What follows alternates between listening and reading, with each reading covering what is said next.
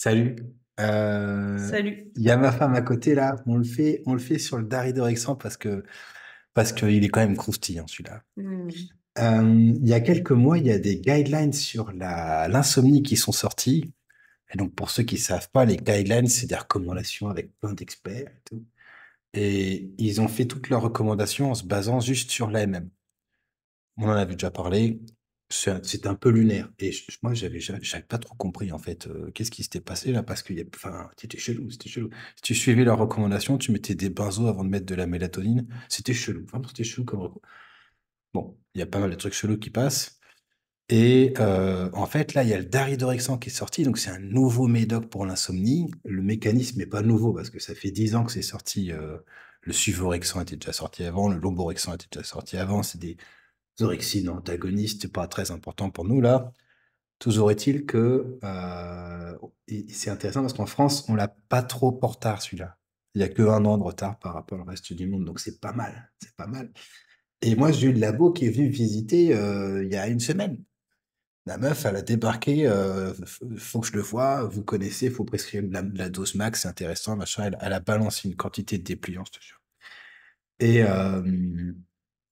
et il y a une espèce d'engouement de la part des médecins aussi pour ce médoc. Et je me dis, bah, c'est quand même bizarre. Ça reste un médicament sédatif pour l'insomnie, tu vois. Donc, la TCC sur l'insomnie marche quand même mieux. Enfin, tu vois, c'est pas miraculeux, hein. Hmm. Le suvorexant, ça n'a pas changé les problématiques de troubles du sommeil. Donc je me suis dit, non, c'est chelou. Et en fait, je suis allé regarder sur transparence.gouv.fr. Donc ça, c'est intéressant comme site. Vous pouvez voir qu'est-ce que les médecins ont reçu de la part des laboratoires quand c'est déclaré. Alors moi, j'ai deux conflits d'intérêts parce qu'il y a un laboratoire Otsuka qui m'a filé deux, même quatre ou deux, je sais pas ce qu'ils ont foutu sur le site, deux repas dégueulasses 2 repas avec 2 présentations, avec ça deux fait 4 conflits présentations. Ça fait d'intérêts quatre conflits sur une télé. d'intérêts pour un médoc que je prescris jamais. Alors ça me fait un peu chier, donc ils sont censés corriger ça. Mais bon, toujours est-il que vous pouvez voir la liste de ce que les gens ont reçu. Et alors, vous ne croirez pas, mais il y a un médecin sans le citer qui a rédigé les guidelines, recommandations européennes pour l'insomnie, qui a touché 55 000 euros de la part du labo qui fait le médoc. 55 000 euros. En 2 ans, ça commence à pas être dégueulasse, les gars, hein. C'est pas nul. On a vu mieux, mais on est sur catégorie champion. Donc, je trouve ça un peu ouf, moi, voilà, honnêtement, je peux pas vous dire. C'est pas une critique du médoc. Le médoc, il a ses intérêts, machin. On a un nouveau médoc tous les 10 ans en France. Alors, je vais pas critiquer le médoc, hein, on est d'accord. Mhm. C'est une critique de. Je comprends pas comment il est possible que les gens fassent des recommandations en ayant autant de conflits d'intérêts sur les recommandations qu'il peut avoir. Je comprends pas comment Bah, c'est et que possible. ce soit pas déclaré, Et que ce surtout. soit pas déclaré. Moi, à chaque fois, je me fais chier à dire j'ai des conflits d'intérêts, je suis bipolaire, on a 200 balles avec Otsuka. Enfin, Hmm. et là, bah, on n'est pas au courant. Moi, je suis psychiatre. Je me tiens un jour et je suis pas au courant. Comment ça se fait? Qu'est-ce qui s'est passé? Qu'est-ce qui s'est passé? Je me sens eu.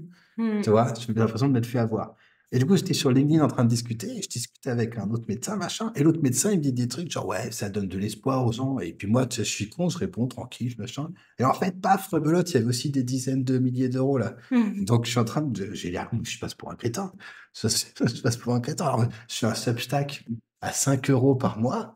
Et je me dis, putain, c'est trop cher, il se fait chier, j'aurais bien mis deux, mais je suis con. Voir, tu reçois des critiques Voir, je parce reçois des que. ouais, c'est trop cher, machin, mais en fait, je suis con. Faut être complètement con. Ah bah, Faut être complètement abruti, quoi. c'est que tu vas pas chercher l'argent au bon endroit.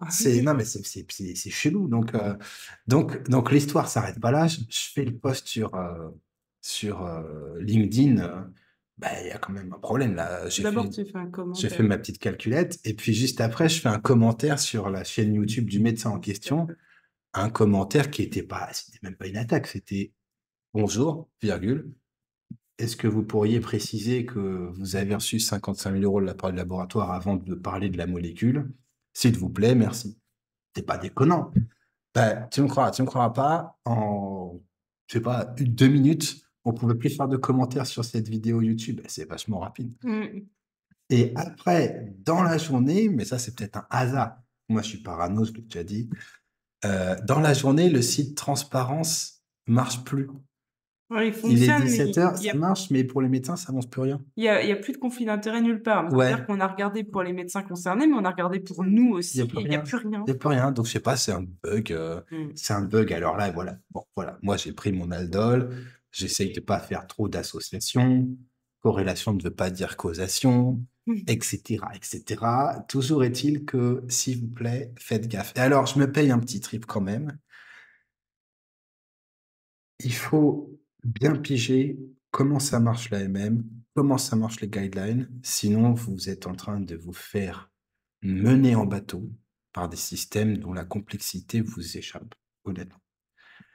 Il y a la CANMAT qui vient de mettre à jour sa recommandation et il recommande en troisième intention dans le traitement de la dépression le pramipexole.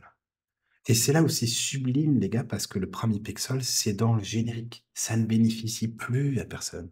Il n'y a pas un gus qui fait du fric avec le pramipexole. Il n'y a pas de forme LP, il n'y a pas de forme machin, il y a pas de... c'est fini, ça. Il n'y a plus de pognon à se faire du tout. Donc, en fait, quand vous avez des gens qui vous font leurs recommandations, on va donner un truc en générique, et ben, ça a peut-être probablement plus de valeur que les recos écrites par des experts qui reçoivent des milliers par les labos. Voilà.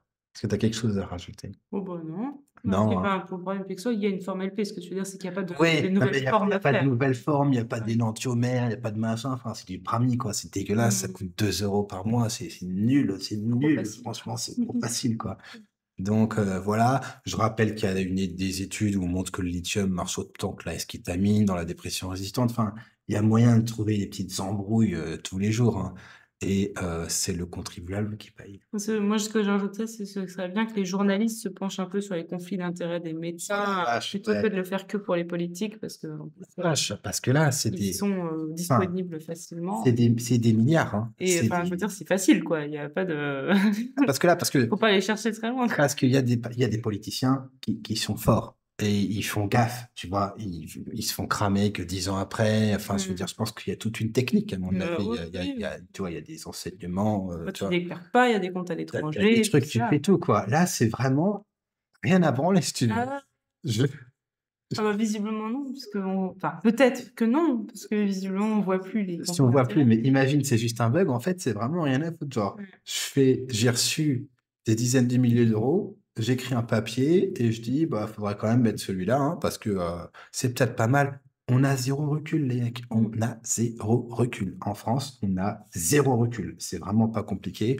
Aux États-Unis, ils ont 1 an de recul. Enfin, je veux dire, il n'y a pas de recul. Il n'y a pas de recul avec ce médoc. Une des façons de de vendre les nouveaux médocs, c'est aussi de massacrer les vieux. En disant, ouais, mais alors les benzos, c'est dangereux, faut faire gaffe. Heureusement, on a une alternative que la MM, tu vois, ça tombe bien, elle est là. Machin. C'est ça. Mais, Et pour, préciser, cette classe de médicaments, ce qu'on appelle les DORA, c'est le premier en France à avoir la MM. C'est-à-dire ouais, qu'il y a d'autres médicaments de cette même classe où on a plus de recul qui n'ont pas la MM. bah oui, parce qu'ils n'ont pas été mis sur pas Voilà. été proposés et qui ont des soucis. Mais c'est des différentes pharmacocinétiques, là. Le Suvorexant, qui était le premier, et ben, ça n'a pas transformé l'insomnie. Il y a des gens qui échappent. Et moi, j'en prescris. Honnêtement, je pense qu'en France, vu la quantité de patients que je vois tous les jours, je dois être un des médecins qui en prescrit le plus. Mmh. J'en vois 50 par jour. Attends, et ben, vous me croirez pas. J'ai vu des gens qui se sont cassés la gueule avec. Mmh. J'ai vu des gens qui ça marchait 2 semaines et puis ça marche plus. J'ai vu des gens où ça faisait rien. Enfin, c'est une molécule sédative.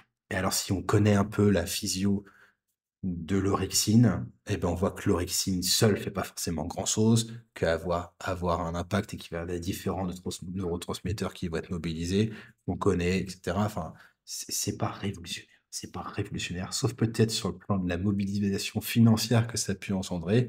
Et là, c'est une espèce de mini-révolution, quoi. Et puis, pour Ouais, ouais. tous les somnifères auxquels je peux penser, à partir du moment où l'hygiène du sommeil est dégueulasse et Ah qu'il y ben a oui, aucune éducation du sommeil, ça finit par c'est échapper, les hein. mêmes problèmes. Enfin, c'est les mêmes problèmes. Je suis désolé. Mmh. Il y Donc a pas de voilà. molécule miracle. Donc, quand la pharmacie vous dit: «Je donne pas le pramipexole», on fait pas d'expérience avec les patients, Mmh. mais qui vous délivre le daridorexant parce qu'il est à l'AMM, c'est des choses. Ouais. Bah, on est face à de l'ignorance Mmh. et c'est pas grave, moi j'adore ça, hein, Mmh. mais faut pas enfin, faut assumer, quoi, faut assumer. Voilà. Ah bah, moi, ça me met en forme, tu sais quoi? Mmh. Franchement, j'ai le sourire. Allez hop.